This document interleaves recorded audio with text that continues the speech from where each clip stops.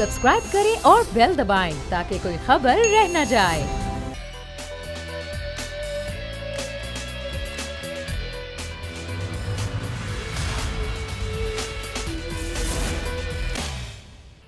बिस्मिल्लाहिर्रहमानिर्रहीम, अस्सलामु अलैकुम। प्रोग्राम में मैं सुमैया रिजवान आपको खुश आमदीद कहती हूँ। नाज़रीन, आज ख़वातीन का आलमी दिन मनाया जा रहा है। पूरी दुनिया में ख़वातीन के हुकूक़ के लिए सेमिनार्स मुनक़्क़िद किए जाते हैं, तक़रीब मुनक़्क़िद की जाती हैं, ख़वातीन के हुकूक़ पर आज के दिन बात की जाती है। हर साल हम ये दिन बनाते हैं, हम बात करते हैं कि ख़वातीन के हुकूक़ क्या हैं, उनको ये हुकूक़ कैसे मिल सकते हैं, किस तरह ख़वातीन पर जुल्म होता है और ख़वातीन कितनी ख़वातीन हैं और बच्चियाँ हैं तशद्दुद का निशाना बनती हैं। लेकिन आज मेरा सवाल ये है कि हम चाहे औरत मार्च करें, चाहे सेमिनार्स करें, चाहे तक़रीबात करें, लेकिन वो आवाज़ जो हम ख़वातीन के हुकूक़ के लिए उठाते हैं, हर साल बात भी करते हैं, क्या ख़वातीन को वो हुकूक़ मिलते भी हैं? क्या हम उन्हें वो हुकूक़ देने में हमारा माशरा कामयाब हो भी पाता है? कहीं ऐसा तो नहीं होता कि हम यहाँ पर ज़्यादती ही कर जाते हैं और सिर्फ एक तरह से एक फॉर्मेलिटी पूरी करते हैं इस दिन को मनाने की हैसियत से।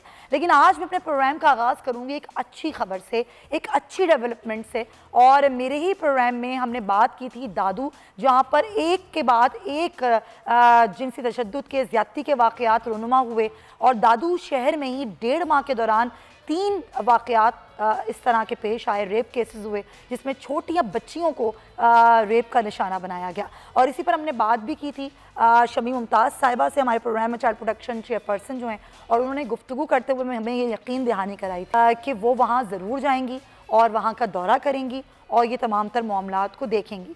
तो उन्होंने नोटिस लिया, बड़ी अच्छी बात है, उन्होंने फ़ौरन नोटिस लिया हमारी इस खबर पर और वो वहाँ पर गईं।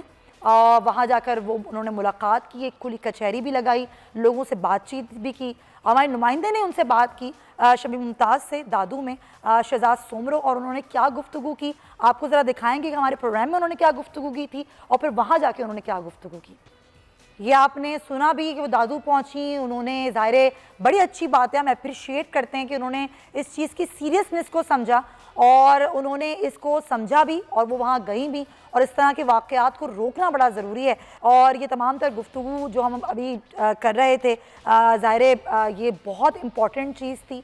और जिस तरीके से तशद्दुद के वाक़यात, रेप केसेस बढ़ रहे हैं, इसका सद्देबाब होना बहुत ज़रूरी है। नज़ीर लगाई साहब भी हमें ज्वाइन कर चुके हैं, कराची स्टूडियोज़ में हैं, एडिटर इन चीफ़ हैं, बोल न्यूज़ के सीनियर सहाफ़ी हैं, तज़ियाकार हैं। लगाई साहब, मैं चाहूँगी शॉर्ट कमेंट आप भी ज़रा इस पर दें, फिर हम आगे बढ़ेंगे कि ज़ाहिर है ये ख़वातीन के हम आलमी दिन पर गुफ्तगू तो करते हैं कि ख़वातीन के हुकूक़ ख़वातीन को मिलने चाहिए।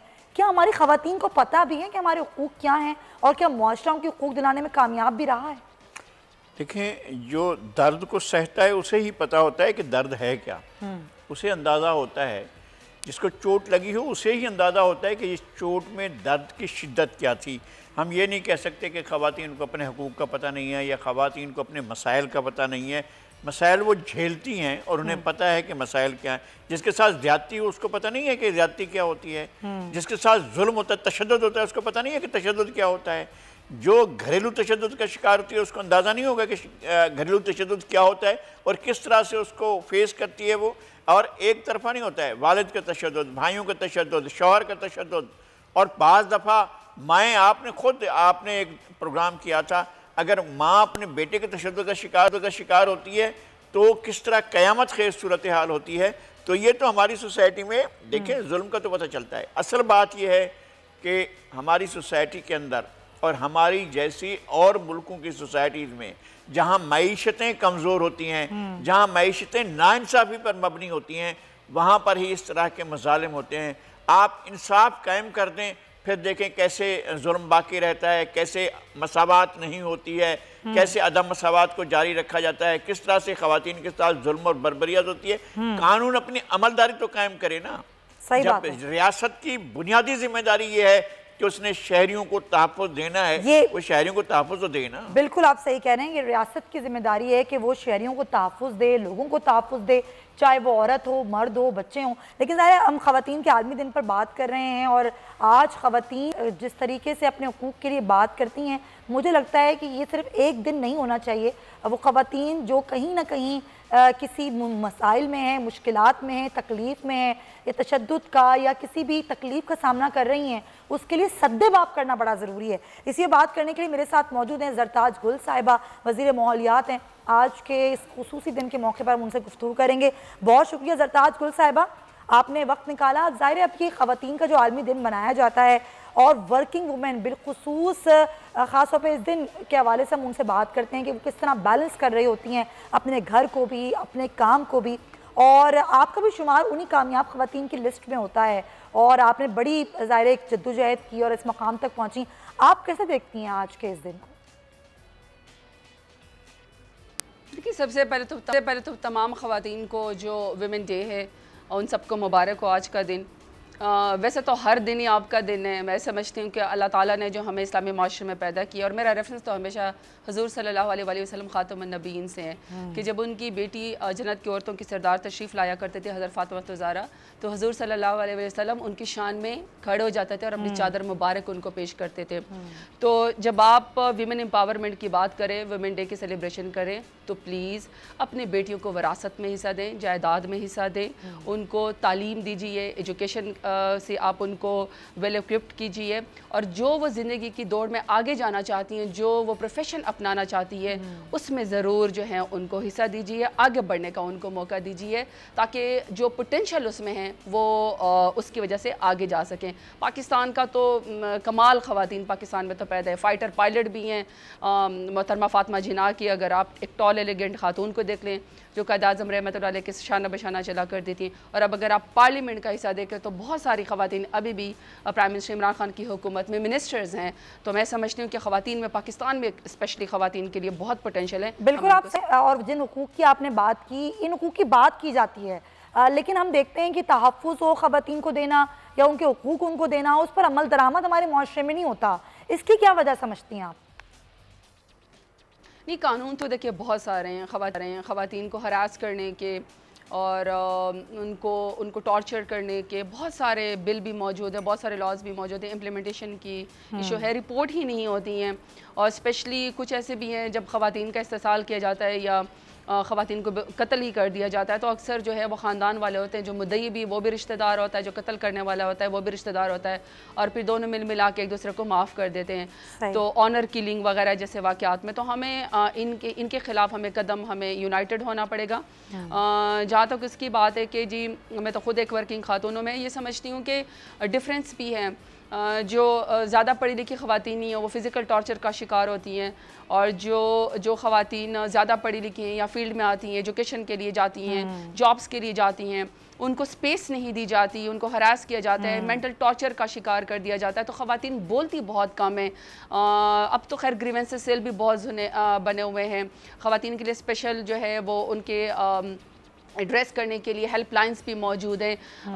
असल बात है कि लॉ बहुत सारे हैं, इम्प्लीमेंटेशन की कमी। इम्प्लीमेंटेशन के लिए भी हम लोग को अवेयरनेस करनी पड़ेगी और ख़वातीन को उनके राइट्स बताने पड़ेंगे कि फॉर एग्जांपल अभी विरासत का है तो आपको इतने लंबे चौड़े रजिस्ट्री वगैरह में नहीं जाना पड़ता। हमारी दौरे हुकूमत में हमने लॉ बनाए, आपको सीधा नादरा के डेटाबेस के साथ आपको DC के पास जाना पड़ता है, और आपको फ़ौरन जो है वो आपकी विरासत के अंदर जो पहले सालों लगते थे वो आपको महीनों के अंदर मिल जाते हैं। तो हमें अवेयरनेस भी देनी पड़ेगी और हमें लीगल फ्रेम वर्क भी जो है उनको देना पड़ेगा, हमें उनको असिस्टेंस भी प्रोवाइड करनी पड़ेगी। और मुझ जैसी ख़वातीन मैं समझती हूँ कि उनका बहुत बड़ा रोल है कि हम एक मकाम पे तो पहुंच गई हैं, लेकिन हमने बाकी ख़वातीन को भी अपने साथ लेकर जाना है, जो कमज़ोर हैं, जिनको फाइनेंशियल एड नहीं मिलती है या जिनको असिस्टेंस नहीं मिलती है, लीगल असिस्टेंस नहीं मिलती है। हमें उनको और उन इदारों को जो फिर ख़वातीन अगर लीगल असिस्टेंस ले लेती हैं, दारुल अमान जैसे या कोई ऐसी पनाह जिसमें ख़वातीन पर शेल्टर लेती हैं, हमें उसको बहुत अच्छा वेल इक्विप्ड करना पड़ेगा जो एक ट्रांजिशनल पीरियड में,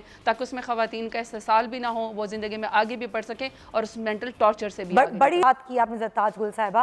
लेकिन आखिर में आप ख़वातीन को उनके आलमी दिन पर क्या पैगाम देना चाहेंगी?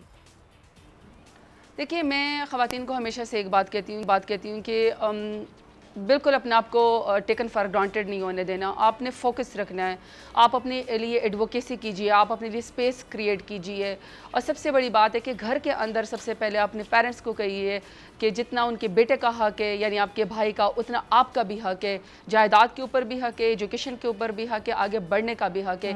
तो मेरा सिर्फ पैगाम ये कि मेरा और आपका रेफरेंस जो वुमेन एम्पावरमेंट का, वो हमारा हजूर सल्लल्लाहु अलैहि वसल्लम से होना चाहिए। जो इस्लामी माशरे में हमें बहन, बेटी, माँ का जो दर्जा हासिल है वो किसी और माशरे में नहीं है। हमें उसको एक्सरसाइज करने के लिए आगे आना चाहिए और अपनी जो एक हमारी एम्पावरमेंट है, आज़ादी है, उसको ग्रेस के साथ और उसको रिस्पेक्ट के साथ लेकर आगे बढ़ना चाहिए। लेकिन आप सबको मेरी तरफ से वुमेन डे आप सबको मुबारक हो, सेलिब्रेट कीजिए तमाम उन खवातीन को, चाहे हमारी घर में खवातीन हैं जो घरों में काम करती हैं या जो फील्ड के अंदर जो है वो फाइट करती हैं जॉब्स के लिए, हर एक आगे बढ़ने के लिए। मुबारकबाद और आपको भी बहुत मुबारकबाद, बहुत शुक्रिया ज़रताज गुल साहिबा। अब मुझे ज्वाइन किया ज़किया मलिक साहिबा ने, DSP हैं क्लिफ्टन ब्रांच की। बहुत शुक्रिया आपका, आपने टाइम निकाला ज़किया मलिक साहिबा। ज़ाहिर हमारी ख़वातीन, हमारे मुल्क की ख़वातीन टैलेंट में, सलाहियतों में किसी भी मुआशरे की ख़वातीन से कम नहीं है और आप भी ज़ाहिर खातून DSP हैं। कैसे आपका ये सफ़र रहा, किस तरह आप यहाँ तक पहुँची, क्या आपको शौक़ था कि आप इस शोबे में आएंगी, क्या था, सब कुछ ज़रा बताइएगा। आपका सक्सेस स्टोरी क्या है आपकी? सबसे बड़ी स्टोरी तो हमारी यही है कि हम यहाँ मौजूद हैं और हम कामयाब। आपने कहा कि हम कामयाब हैं तो हमें बड़ी खुशी होती है, हमें फील होता है, हमें सपोर्ट मिलती है ये सारी बातें जब सुनते हैं कि वाकई हम कामयाब हैं। और ये है कि फील्ड में आना नहीं, लेकिन एक ही था कि एक औरत होके हम आएँ, बाहर निकलें, कुछ ना कुछ मनवाएं, कुछ बने, लेकिन बन गए यहाँ पुलिस ऑफिसर आके और बहुत खुशी है, बहुत प्राउड होता है। और इसके लिए यही है कि स्ट्रगल तो हर चीज़ में है, मेहनत तो करनी पड़ती है, पर आगे बढ़ने के लिए, आने के लिए मैं तमाम उन फीमेल को भी यही पैगाम देती हूँ। मैं कहती हूँ कि आएँ और आगे बढ़ें और निकलें, अपने आप को मनवाएं। और मैं नहीं कहती कि कोई भी वुमेन किसी भी काम में पीछे हो सकती है, वो हर काम कर सकती है, अगर हिम्मत ना तो हर काम कर सकती है। बिल्कुल आप सही कह रही हैं, लेकिन ज़किया साहिबा पुलिस जैसा शोबा जिसमें ये सोच नहीं सकते हैं कि भाई ख़वातीन भी होंगी, लेकिन माशाल्लाह आप तो हर शोबे में ख़वातीन नज़र आती हैं। आप क्या जज्बा था आपका कि आपने सोचा यार ये भी खिदमत का ही है ना, एक इदारा हमारा जो हमारी हिफाजत करता है, हमारी खिदमत करता है, कौम की, लोगों की, आवाम की जानो माल की हिफाजत करता है। क्या सोचा आपने कि आपको इस शोबे में काम करना है और लोगों की हिफाजत के लिए काम करना है, उनके तहफ़्फ़ुज़ के लिए काम करना है? ख़वातीन तो खुद एक नाजुक सा वजूद समझा जाता है, ख़वातीन नाजुक वजूद हैं। पुलिस के शोबे में आने का क्या ख्याल आया आपको? पुलिस के शोबे में बस आने का यही ख्याल आया है कि हमेशा हम खिदमत करें, अपने मुल्क के लिए, अपनी कौम के लिए लड़ें। और वो जो नज़ाकत एक औरत की है वो तो एक अलग चीज़ है, वो नज़ाकत तो हम कभी ख़त्म नहीं करते हैं, हम कहते हैं कि वो है। लेकिन काम के लिहाज से, बोल्डनेस के लिहाज से और कोई भी काम हम करने में ये नहीं समझते। यूनिफॉर्म पहन लिया तो समझ लें ये शेर की खाल है, हमें हिम्मत बढ़ाती है, हमें आगे बढ़ाती है। और हमारे सीनियर अफसरान, हमारे पूरे साथी जो हमारे इर्द गिर्द मर्द हैं, हमें साथ लेके चलते हैं, हमें फुल सपोर्ट करते हैं। हमें ये बहुत बड़ी सपोर्ट है कि हमारे अफसरान, हमारे IG साहब, एडिशनल IG, DIG, हमारे SP साहब हमारे इतना सपोर्ट देते हैं और ये कहते हैं कि देखो ये फीमेल है। यही तो बड़ी अच्छी बात है कि आप जिस भी शोबे में हों, आप जहां भी हों, वहां के मर्द आपको सपोर्ट करें। बहुत शुक्रिया आपका। साहिबा DSP हमारे साथ मौजूद थी और यही हमारी माशरे की सबसे बड़ी खूबसूरती है कि ख़वातीन को तहफ़्फ़ुज़ देने वाले उनके अपने मर्द होते हैं, चाहे वो घर में हों, चाहे वर्किंग स्टेशन पे हों, और वो आपको तहफ़्फ़ुज़ भी देते हैं, आपको सपोर्ट भी करते हैं। ब्रेक हम लेंगे, वापस आएंगे तो कुछ सियासी माहौल पर बात करेंगे। स्टेट पर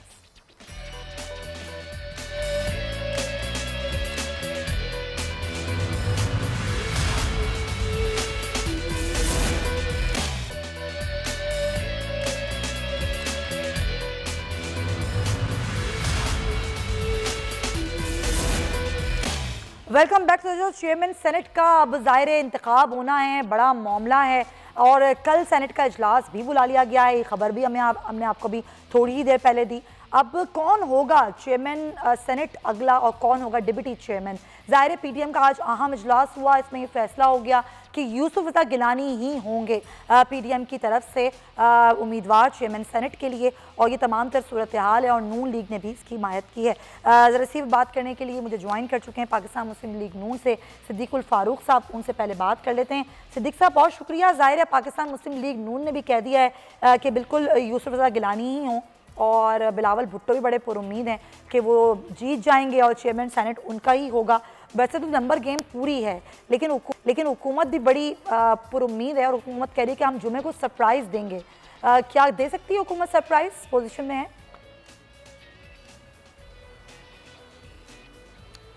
बिस्मिल्लाहिर्रहमानिर्रहीम, बहुत शुक्रिया जी।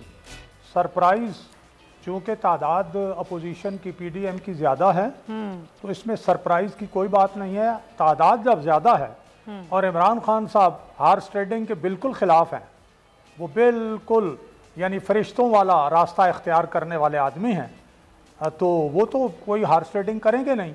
इसलिए हमारी तादाद ज़्यादा है तो फिर PDM का जो है वो चेयरमैन सेनेट यूसुफ रज़ा गिलानी की सूरत में बन जाएगा। अच्छा, आलमगीर साहब भी हमें ज्वाइन कर चुके हैं किसान तहरीक इंसाफ से, बात ज़रा उनसे कर लेती हूँ। आलमगीर साहब, अभी आपने सुना सिद्दीक साहब कह रहे हैं कि भाई हॉर्स ट्रेडिंग तो हम करते हैं, आप लोग तो हॉर्स ट्रेडिंग करते ही नहीं है, और तादाद में ज़्यादा भी PDM ही है, ज़ाहिर अपोजिशन की तादाद ज़्यादा है, तो कैसे होगा वो सरप्राइज़ जिसकी बात शिबली फराज साहब भी कर रहे हैं कि जुमे को सरप्राइज़ देंगे हम? देखें, अगर हम इल्ज़ाम लगाते हैं हॉर्स ट्रेडिंग का इनके ऊपर, तो उसके शवाहिद भी मौजूद है, उसकी वीडियोस अब मौजूद है, और वही हम इलेक्शन कमीशन में लेकर जा रहे हैं। रही बात, देखें, ये आपका राइट है, हमारा राइट है कि हम अपनी कैंपेन करें, हम तमाम मेंबर्स के पास जाएं, उनको कन्विंस करें, उनको अपने साथ मिलाने की कोशिश करें। हॉर्स ट्रेडिंग के अगर हम इल्जाम लगाते हैं तो माजी में तो महज वो इल्जामात थे, अब तो वीडियो शवाहिद मौजूद है, गिलानी के बेटे की वीडियो फुटेज मौजूद है जिसमें वो ओपन, और फिर वो उसके वॉइस मैसेजेस और वो कॉन्वर्सेशन मौजूद है जिसमें वो लेन देन की बातें कर रहा है। अब तो ये इल्जाम से, ये तो एक ठोस शवाहिद है, इल्जाम से आगे बात निकल चुकी है, और ये कोई पाकिस्तान, और फिर 1 महीने से डेढ़ माह से हम चिल्ला रहे थे ओपन बैलेट किया जाए। हम सुप्रीम कोर्ट को हमने इस पे इनपुट लिया उनसे, इलेक्शन कमीशन जो है वो कहता है कि नहीं, कॉन्स्टिट्यूशनली हम ये नहीं कर सकते वगैरह। हमारा तो मौकिफ ही ये था। तो अच्छा आलमगीर, जब इलेक्शन कमीशन कार्रवाई करना शुरू करेगा ना, तो पहले मामला उस वीडियो से होंगे जो आप लोग लेकर आए थे पहले सामने KPK की, फिर उसके बाद डस्का वाले पर होगा, उसके बाद फिर इस वीडियो की मेरे ख्याल में बारी आएगी। तो आपको लग रहा है कि सब पर कार्रवाई होनी चाहिए, इलेक्शन कमीशन तमाम वीडियोस पर कार्रवाई करे? देखिए, तो हमने कब कहा कि सिर्फ एक मखसूस शख्स पे कार्रवाई होनी चाहिए?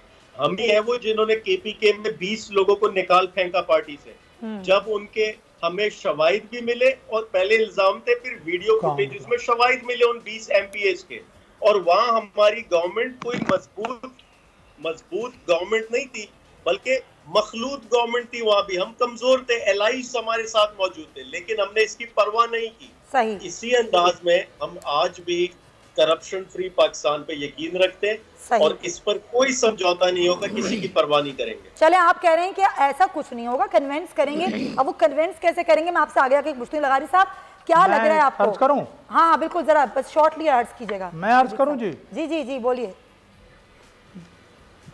देखिए, शेख रशीद ने कहा कि 20 अरकान असम्बली का हमें पता है, और इमरान खान साहब ने कहा कि इलेक्शन कमीशन एजेंसियों से ब्रीफिंग ले ले कि इन्होंने पैसे लिए हैं। बिल्कुल कहा। तो IB तो इमरान खान साहब के मातहत है। हाँ बिल्कुल, सारी एजेंसियां। अगर उन्हें मालूम है कि कौन 20 लोग हैं तो क्यों नहीं निकालते उन 20 लोगों बिल्कुल, को? ये तो दा गज दा मैदान, ये मैदान है, ये घोड़ा है, निकालें इन 20 को। लेकिन शेख रशीद ने मजीद कहा कि अगर हम इन 20 को निकालेंगे तो हमारी हुकूमत खत्म हो जाएगी। हाँ ऐसे ही है, ऐसे ही कहा है। और फवाद चौधरी साहब ने कहा हमें पता है, मालूम है वो कौन लोग हैं, लेकिन अभी फिलहाल हम कार्रवाई नहीं करेंगे। लगाई साहब, मालूमात होने के बावजूद कार्रवाई ना करना, और फिर ये कहना कि जी बिल्कुल कम है तादाद, कोई बात नहीं, 47 है तो क्या हुआ, 53 है वो लोग तो क्या हुआ, लेकिन सरप्राइज हम देंगे। क्या आपको लग रहा है कि हुकूमत इस पोजीशन में है कि सरप्राइज दे सके चेयरमैन सेनेट के लिए, या मामला मुख्तलिफ भी हो सकता है? अवल बात यह है कि बाउसूल लोग नतायज की परवाह नहीं करते। अगर कोई उसूल ये कहता है कि आप इन लोगों को निकाल दें जिन लोगों ने अपने वोट का या अपने ज़मीर का सौदा किया, तो आप किस बात का इंतज़ार कर रहे हैं? आप नताइज से खौफज़दा होकर तो फिर आप दूसरों को क्यों ये मौका देने को तैयार नहीं हैं? जब आपको अपने जो है वो जो आप समझते हैं कि बिकने वाले हैं, अगर अपने बिकने वाले मंजूर हैं तो फिर आप, अगर किसी ने ख़रीदे हैं तो फिर उनका क्या कसूर है? नंबर 1, आप अपने उनको तो बिल्कुल बचा कर रखना चाहते हैं।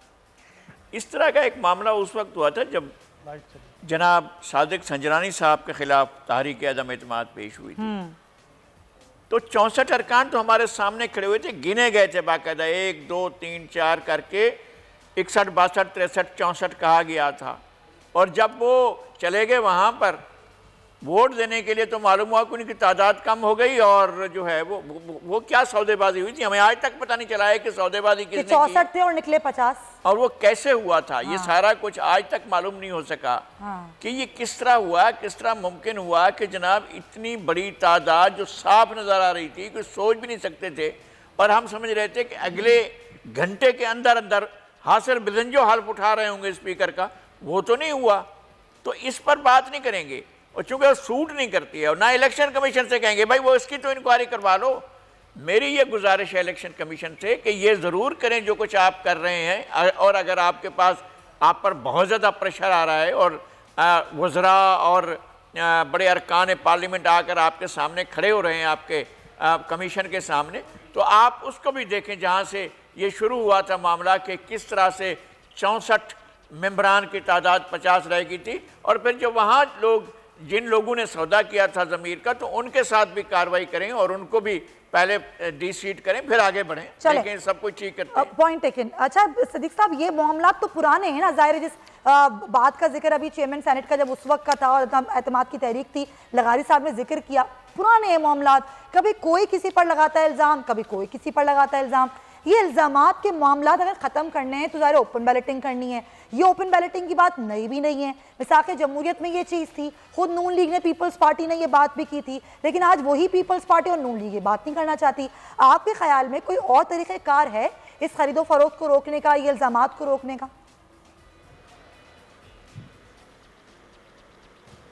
देखिए, पहली बात तो ये है कि सारी दुनिया में जहाँ सीक्रेट बैलेटिंग है उसका मतलब बड़ा वाज़ेह है। हत्ता कि अगर बैलेट पेपर पे एक निशान सिर्फ फुल स्टॉप फालतू लग जाए, वो वोट भी मुस्तरद हो जाता है कि इन्होंने अपने वोट का शनाख्त रखी है। दस्तखत किए वजीर मुमलिकत ने, जी अफरीदी ने, मुस्तरद हो गया, और बताते हैं इमरान खान साहब का और वोट भी मुस्तरद हुए दस्तखत करने वाले। तो सीक्रेट बैलेट जो आइन के मुताबिक और जिस तरह पहले होता रहा वही। मैं ये ज़रूर कहता हूँ कि हमने भी कहा, लेकिन क्या इमरान खान साहब ने इस चीज़ को आज से 2.5 साल पहले महसूस किया? ठीक, तो ये तो जाहिर सी बात है, ये एक डेवलपमेंट है, और ये खबर मैंने आपको पहले भी दे दी थी अपने प्रोग्राम में ही। तो सिद्दीक साहब, फिर इसका ये मामला हल तलब तो है ना कि अगर चलें इन्होंने किया, इन्होंने कुछ नहीं किया तो हम क्यों करें? मैं तो ये पूछ रही हूँ कि बड़ी पार्टियां हैं, बड़ी सियासी जमातें हैं, मिल बैठकर कोई तो हल निकालना चाहिए ना इस चीज़ का। सिक्रेसी तो अपनी जगह है, लेकिन हॉर्स ट्रेडिंग का मामला हल तलब तो है। देखिए, मैंने आपसे अर्ज़ किया कि जो मामलात हल तलब है, इलेक्शन रूल समेत, ओपन बैलेट समेत, इसके अलावा बहुत से मामलात हैं, क़वानीन जो करप्शन, एंटी करप्शन के लिए क़वानीन हैं, नैब के मामलात हैं, इन पे एक पैकेज की बात हुई। इन्हीं के वज़ीर क़ानून ने यह कहा कि हम तैयार हैं, नैब क़वानीन चूँकि गैर इस्लामी हैं, आइन की रूह के मुतसादिम हैं, गैर इंसानी हैं, हम इनको भी ठीक करना चाहते हैं। फिर वो कहाँ गए? इसलिए अगर इमरान खान साहब और उनकी पार्टी खुलूस नीयत से मामलात को हल करना चाहती है तो फिर वर्किंग रिलेशनशिप भी पैदा करे। चले ठीक है, फिर मुतल्लिका पार्लिमानी कमेटियों में इस पर इत्तेफाक राय पैदा करके हाउस में लेके आए। बिल्कुल, हम पीडीएम तैयार है। चले ठीक है, लेकिन उसके साथ हम ये भी मामला उठाएंगे कि हुजूर, अब तो आपके वजीर दाखिला ने आईबी जिसके अंडर है, इंटेलिजेंस एजेंसीज एक से ज़्यादा जिसके पास हैं, बाखबर है, उसने तो कह दिया, एक इंटरव्यू में तस्लीम कर लिया कि 30 लोग जो थे वो वोट ऑफ कॉन्फिडेंस नहीं दे रहे थे, लेकिन ये भी कहा कि फिर कहाँ जो जी वो 20 को अगर हम निकालेंगे तो हम जो है वो हमारी हुकूमत ख़त्म हो जाएगी। जाहिर है ये चीज़ तो ये जो जाली मैंडेट, ये जो जाली वोट ऑफ कॉन्फिडेंस है, जो एक लम्हा जो स्पीकर ने एक जुर्म का इर्तिकाब किया है। हाउस की कार्रवाई जो है लेजिस्लेशन की तो चैलेंजेबल नहीं है, उसे चैलेंज नहीं किया जा सकता, लेकिन अगर हाउस के अंदर जुर्म का इर्तिकाब हो, 100 को 110 बताया जाए, तो इसको तो चैलेंज किया जा सकता है। चलें, आप तहरीक अदम एतमाद की बात भी कर रहे हैं ना, मैं आगे आपसे करती हूँ कि आगे मुस्तकबिल में ना सिर्फ पंजाब में आएगी इस के खिलाफ, कौमी असम्बली में भी तहरीक अदम एतमाद PDM लेकर आएगी। लेकिन आलमगीर, ज़ाहिर ये सवाल तो हो रहा है ना कि आपको मालूम है, खुद ज़ाहिर वज़ीर आज़म को कैसे नहीं मालूम होगा कि वो कौन लोग थे, वो 15-16 जिन्होंने ये सब कुछ किया, फिर उसी ऐवान से वोट भी लिया। अगर वो मालूमात हैं तो जैसा ना पहले कार्रवाई KP में की थी, तो अब क्यों नहीं कार्रवाई कर रही हुकूमत? देखें, एक तो जो वीडियो में जो 2 या 4 लोगों का मालूम चला है, उनको तो इलेक्शन कमीशन में हमने दरखास्त जो दी है कि आप इसको इन्वेस्टिगेट करें। अच्छा। और इलेक्शन कमीशन ने उनको जब वो बुलाएंगे वो जाएंगे। इसके अलावा जो मालूमात देखे बैलेट पेपर से मालूम नहीं चल सकता कि ना वहाँ कोई कैमरे होते हैं उस बूथ में, ये नहीं पता लगता किसने क्या किया। हाँ, ये जरूर आपकी सिक्योरिटी एजेंसीज बता सकती किसने किससे राब्ता किया और किसने कितनी बार राब्ता किया, कौन कहाँ मिला किससे, ये ब्रीफिंग जरूर मिल सकती। तो वो इंफॉर्मेशन मिल रही है। अच्छा। और बहुत सौ के नाम आ चुके होंगे, अनकरीब आपको नजर आएगा। हुकूमत कार्रवाई करेगी आलमगीर, हुकूमत कार्रवाई करेगी अपने लोगों के खिलाफ? हुकूमत ने किसी को नहीं बख्शा अभी तक। हमारे करीब तरीन लोग, इमरान खान के करीब तरीन लोग, minister sitting ministers Aleem Khan, Sibtain, Jahangir तरीन, जब इन जैसे लोग वजीर आजम के जो करीब तरीन लोग थे वो आज किनारा कश हुए या नैब के जिम्मे में आए, तो ये लोग क्या चीज है? अच्छा देखें, आगे टफ टाइम तो शुरू होगा ना। अब सेनेट की तादाद, कानून साजी के वजह, अगर चेयरमैन सेनेट का इंतखाब नहीं हो पाता आपका, तो आगे मामलात आप लोगों के लिए ख़राब होंगे। वर्किंग रिलेशन इसके बाद सिद्दीक साहब कर रहे हैं, हुकूमत ने अभी तक नहीं बनाया। यहाँ चोर डाकू के नारे, जिस तरह की एग्रेशन हुकूमत की तरफ से नज़र आती है, क्या हुकूमत कहीं बैठेगी सुकून से अपोजिशन के साथ बैठ कर कानून साजी के वजह से जो कुछ टाइम बचा है अब, उसमें कहीं कोई बातचीत होगी, कोई काम होगा, या ऐसे ही चलता रहेगा सब कुछ? देखिए, आप इसका अंदाजा, इसकी मिसाल सिर्फ ये लें, फैटफ जैसा मामला जो नेशनल सिक्योरिटी से, आपके मईशत से जुड़ा हुआ है, मुल्क की सालिमियत से जुड़ा हुआ है, उस जैसे मामले पे ऑपोजिशन अगर साथ बैठकर ब्लैकमेल करती, तो आप क्या एक्सपेक्ट करते हैं? यानी इनका 1 पॉइंट एजेंडा है कि NRO दिया जाए। ये असेंबली में कोई 2.5 साल हो गए, कोई एक एहतजाज बता दे जो प्रोडक्शन ऑर्डर के अलावा इनका कोई, हमेशा असेंबली को यरगमाल बना के रखा है इन्होंने सिर्फ अपने NRO ज़दा लोगों को बचाने के लिए। अच्छा, हमने तो ये जो हम वैसे ये बात अभी तक समझ में नहीं आई कि NRO आपसे कैसे मांगा जा रहा है और देंगे कैसे? NRO मांगा जा रहा है, नैब में तरामीम लाए थे ये लोग, 34 शिके लाए थे कि ये तरामीम की जाए, जो फैटफ का हिस्सा था। वो तरामीम करेंगे तो हम बैठेंगे आपके साथ। अच्छा, ये मिसालें हैं। अच्छा, तो इस तरीके की प्रेशर टैक्टिक्स इन्होंने इस्तेमाल की है हमेशा। अच्छा, लेकिन उसके बावजूद हुकूमत ने फिर भी ऑपोजिशन के साथ बैठना होगा कानून साजी के लिए, मुल्क को कौम के लिए बैठकर। जल्दी से सिद्दीक साहब, मेरे पास बहुत कम टाइम है सर, मुझे लगाई साहब का पॉइंट लेना। हम बैठने को तैयार हैं, लेकिन जो बिल लेकर आने हैं, आपने कायमा कमेटी में लेकर आने हैं, हर चीज ऑर्डिनेंस पर नहीं आ सकती है। हम बैठेंगे। चलें सिद्दीक साहब, quickly sir, quickly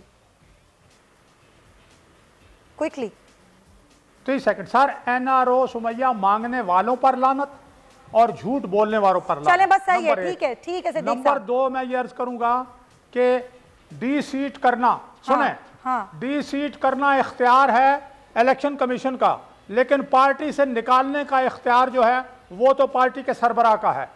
Imran Khan को मालूम है कि किन लोगों ने इन्हें वोट नहीं दिए, उनको क्यों नहीं निकाला, उनको निकालें, डी-सीट इलेक्शन कमीशन करेगा। लगारी साहब, लेकिन लास्ट पॉइंट, काम तो करें, कुछ काम तो करें, ठीक है। लगारी साहब, लास्ट पॉइंट। नहीं, मैं ये कहता हूँ कि एक वक्त ऐसा था जब इलेक्शन हुए थे तो फिर जहाज भर भर कर लाए जा रहे थे, उसको हम कहें कि ये हॉर्स ट्रेडिंग थी, ये खरीदारी हो रही थी, ये वोट खरीदे जा रहे थे। कैसे खरीदारी रुकी? मैं कह रहा हूँ कि वो तो जहाज भर भर कर लाए जा रहे थे, ना इनकी अक्सरियत थी, कतई अक्सरियत इनकी कौमी असम्बली में भी नहीं थी और पंजाब असम्बली में नहीं। पंजाब असम्बली में 2 नंबर पार्टी थी, ये दूसरे नंबर पर। लगाई साहब, रोकने का तरीक़ाकार बताएं। मैं कहता हूँ कि वो जो है पहले नंबर पर तो मुस्लिम लीग नून सबसे बड़ी पार्टी थी ना, पहले तो उसको ऑफर होनी चाहिए थी कि जी आप हुकूमत बनाएं, उसको तो नहीं किया गया। पहले उस नंबर गेम को पूरा करने के लिए प्रोलॉन्ग किया गया और इनके लिए मौका दिया गया, जहाज चलते रहे, बंदों को उठाया जाता रहे, बंदों को मिलवाया जाता रहा, ये हो गया। और दूसरी बात, एनआरओ के बारे में सुन लें। एनआरओ जो दिया गया था मुशर्रफ की तरफ से वो गैर जरूरी था और वो अगले साल से पहले ही टोटल नल एंड वाइड हो गया था, उसको खत्म कर दिया था सुप्रीम कोर्ट ने। वो क्यों उस एनआरओ की बात की जाती है? उस एनआरओ से किसी ने फायदा नहीं उठाया। ठीक है, जो मुशर्रफ ने एनआरओ दिया था उससे किसी ने फायदा नहीं उठाया, वो सुप्रीम कोर्ट ने खत्म कर दिया था। सही है। पाकिस्तान में आज तक किसी शख्स को एनआरओ नहीं मिला है, जिनको मिला है वो ये बैठे हुए ना एनआरओ लेकर। ठीक है, बहुत शुक्रिया आपका नज़ीर लगारी साहब, सिद्दीकुल फारूक साहब, बहुत शुक्रिया। आलमगीर मेरे से, क्योंकि एक खबर हमने करनी है। ज़ाहिर महंगाई जो कि बढ़ती जा रही है, आज भी वज़ीर आज़म ने कहा कि महंगाई हमारे लिए सबसे बड़ा चैलेंज है, हम इस पर काम कर रहे हैं। लेकिन खबर यह है कि खुद दूध की जो कीमतें हैं खुद बढ़ा दी गई हैं और दूध की कीमतों में अब 10 रुपये का एक बार फिर इजाफा कर दिया गया है। ये मुँह मांगी कीमतें क्यों बढ़ाई जा रही हैं? अब 130 रुपये जो लीटर है वो दूध मिल रहा है। इसी पर बात करने के लिए शेख उमर गुज्जर साहब मेरे साथ मौजूद हैं, चेयरमैन है डेयरी एसोसिएशन के। ये बताइएगा ज़रा उमर गुज्जर साहब, क्या वजूहात हैं ये दूध की कीमतें बढ़ाने की, अचानक क्यों बढ़ाई गई हैं? असल में जी देखें, दूध की कीमतों का जो ताल्लुक है वो आपकी या मेरी ख्वाहिशात से नहीं है, उसका बराह रास्त ताल्लुक उसके इनपुट्स की कीमतों से है। अच्छा, तो हम सबको ये समझना होगा कि कीमतें ना तो डेयरी फार्मर्स की जरूरत है वो बढ़ाएं और ना ही हमारा इख्तियार है। इनपुट्स की कीमतें, अगर आप मुझे चारा सस्ता देंगे मैं आपको दूध सस्ता दूंगा, आप मुझे चारा सस्ता देंगे मैं आपको गोश्त सस्ता दूंगा, आप मुझे चारा सस्ता देंगे हम अंडे मुर्गियां आपको सस्ती देंगे। तो बात यह है, फार्मर्स को जिंदा रहने के लिए कम से कम जो पाकिस्तान में 45% मवेशियों का चारा पाकिस्तान पैदा करता है, ये नेशनल एग्रीकल्चर सेंटर की रिपोर्ट है। तो बात यह है, जो चारा पैदा होता है वो भी आप एक्सपोर्ट कर देते हैं। तो बहुत जरूरी है कि वफाकी गवर्नमेंट चारा बंद करे और फौरी तौर पे दूध की कीमतें हम कम कर देंगे ठीक 2 माह बाद। अच्छा, आप जानवरों की नस्ल कशी हो रही है मुसलसल, आप सुन ले तवज्जो से मेरी बात। जी जी मैं सुन रही हूँ। देखिए, सिर्फ कराची में 15 लाख डे ओल्ड कटड़े बछड़े और मादार बीफ की जरूरियात के लिए डेयरी ब्रीड को स्लॉटर कर दिया जाता है। तो ऐसा नहीं होना चाहिए। सिंध गवर्नमेंट को शहरों के मजाफात में जानवरों को रिसाइकिल करने के लिए जगह देनी चाहिए ताकि दूध और गोश्त की। अच्छा, मुझे आपका पॉइंट आया, क्योंकि वक्त में मैं चाहती हूँ सारे हुकूमत का भी तो मौक़िफ़ आए ना।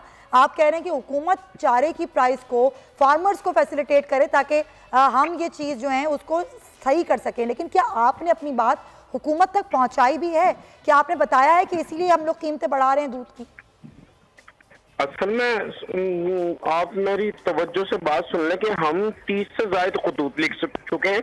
अच्छा। इन 3 सालों में, और सिंध हाई कोर्ट के वाज़ेह अहकामात हैं कि 2018 में जो नोटिफिकेशन हुआ था उस पर हम ये मुत्तफिक हुए थे कि अब हम लंबी चौड़ी एक्सरसाइज में नहीं जाएंगे। कास्ट ऑफ प्रोडक्शन की जो एक्सरसाइज है, रेट जितना बढ़ेगा उसके मुताबिक या तो कीमतों में कमी करेंगे या बेशी करेंगे। तो कमिश्नर कराची ने, देखिए, एक जमूत तारी है, हम 12 राब्ता करते हैं, हम कमिश्नर ऑफिस जाते हैं, कमिश्नर साहब हमसे मिलने से इनकार कर देते हैं।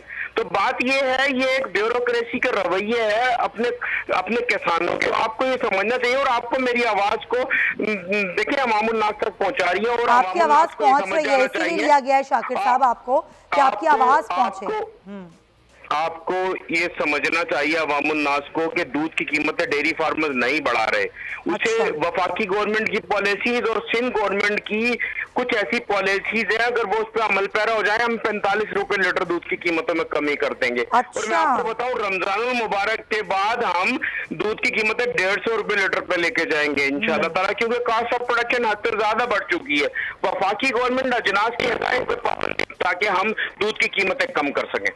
ठीक है, बहुत शुक्रिया आपका। शाकिर साहब हमारे साथ मौजूद चेयरमैन है डेयरी एसोसिएशन के, और उनका मौक़िफ़ ये है कि हुकूमत अपनी पॉलिसीज़ में नरमी कर दे और फार्मर्स को फैसिलिटेट कर दे। हम खुद ही 45 रुपए की कमी कर देंगे और ये दूध की, अंडे की, मुर्गी की कीमतें आज खुद कम हो जाएंगी। आप देख रहे हैं कि हर चीज़ की कीमत बढ़ रही है, चाहे वो दूध हो, अंडे हो या मुर्गी हो, और इसी तरह मुख्तलिफ अजनास की कीमतें बढ़ गई हैं। और उसकी वजह कहना यह है कि हुकूमती पॉलिसीज़ हैं, हम मजबूर हैं कीमतें बढ़ाने पर। हुकूमत को भी कुछ सद्देबाब करना होगा कि सोचे कि आज खुद कीमतें क्यों बढ़ाई जा रही हैं, कहाँ हैं प्राइस कंट्रोल कमेटियाँ जो इनको देखती नहीं है। इसके साथ ही प्रोग्राम का वक्त खत्म होता है, आपसे कल मुलाकात होगी। अल्लाह हाफ़िज़।